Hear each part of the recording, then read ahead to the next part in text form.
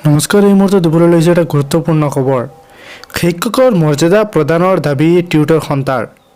ৰাজ্যৰ বিভিন্ন শিক্ষানুষ্ঠানত কৰ্মৰত টিউটৰসকলক বিনা চৰ্তে পূৰ্ণ পৰ্যায়ৰ শিক্ষকৰ মৰ্যাদা প্ৰদান কৰিবলৈ দাবী উত্থাপন কৰিছে সদৌ অসম সংলগ্ন টিউটৰ সন্থাই। আজি গণেশগুৰিৰ পদাৰ্পণ হোটেলত অনুষ্ঠিত এখন জৰুৰী কাৰ্যকাৰী বৈঠকত সন্থাই এক প্ৰস্তাৱ গ্ৰহণ কৰে। সন্থাৰ সভাপতি মৃদুল হাজৰিকা আৰু সম্পাদক দ্বিজেন শৰ্মাই এক বিবৃতিত প্ৰকাশ কৰা অনুসৰি শিক্ষকৰ মৰ্যাদা প্ৰদান নকৰালৈকে পূৰ্ব নিৰ্ধাৰিত 10,800 টকাৰ পৰিৱৰ্তে 30,000 টকাকৈ প্ৰদান কৰিবলৈ চৰকাৰৰ ওচৰত কাৰ্যকৰী সভাই দাবী উত্থাপন কৰিছে। একেদৰে ইতিপূৰ্বে অৱসৰ গ্ৰহণ কৰা আৰু মৃত্যুবৰণ কৰা শিক্ষকসকলক এককালীন আৰ্থিক সাহায্য প্ৰদান কৰিবলৈও দাবী উত্থাপন কৰিছে সন্থাটোৱে। তেওঁলোকে এই দাবীসমূহ পুনৰ স্মাৰকপত্ৰ আকাৰে শীঘ্ৰে চৰকাৰৰ ওচৰলৈ প্ৰেৰণ কৰিব বুলি জানিবলৈ দিছে।